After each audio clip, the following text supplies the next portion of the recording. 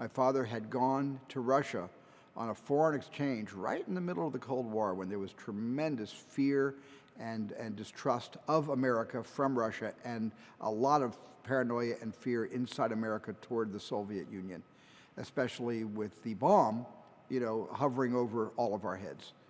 And I remember when Dad went to Russia just after Francis Gary Powers was shot down. And my dad stood in line with 3 other associates from General Electric. It was a foreign exchange. They sent some Russian engineers to Arizona, and GE sent some American engineers, and my dad was chosen to go over to exchange some ideas. And so it was a détente in a sense, a good first step. But Gary Powers had just been shot down, and my dad stood in line because they were putting his flight suit, helmet, and the remains of the U-2 for everybody in Russia to stand in line, the same way they stand in line for Lenin's tomb to see what America did. And that's exactly what happened to my dad. He was about an hour away from getting to the front of the line. It was a very slow-moving line. And a couple of Russian military approached my dad, asked for his passport and his friends' passports, saw they were Americans, and then crooked a finger and got them to the head of the line, like cuts.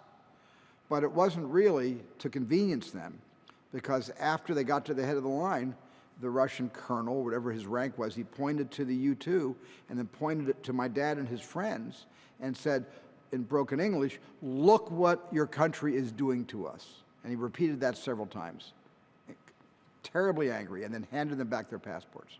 And that was the end of it. I never forgot that story.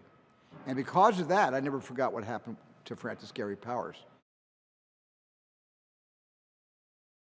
The Bar Association asked James B. Donovan if he would agree to defend the accused Soviet spy, Rudolf Abel.